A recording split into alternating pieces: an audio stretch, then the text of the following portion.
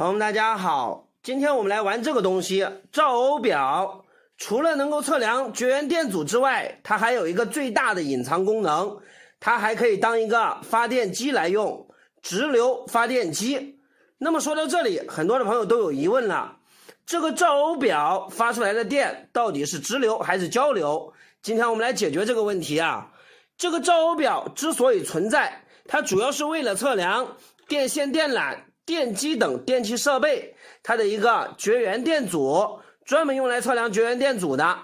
我们首先试一下发电机的功能，之后来测量一下它的输出到底是直流还是交流，顺便测量一下电缆它的绝缘电阻啊。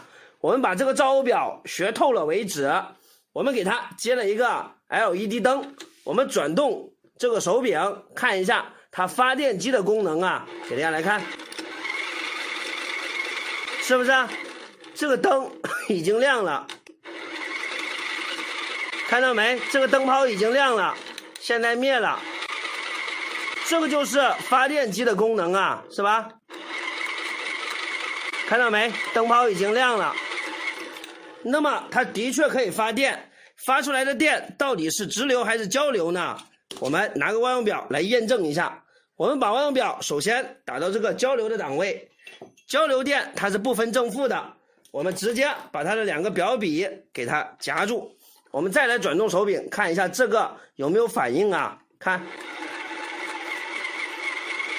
看交流档位几乎是没有任何反应的，对不对？我们调到直流档位再来测量一下啊。这个是500伏的照欧表，它发出来的电有500伏左右，看是不是430、440，这就证明了它发出来的电是直流的。那么照欧表怎么样来用呢？刚才我们也说了，它最主要的作用是测量绝缘电阻。就比方说这个3芯电缆，我们想要测量线芯之间的绝缘，我们可以分别夹住这个电缆，两测量，每分钟120转左右，偏向于无穷大，证明是正常的。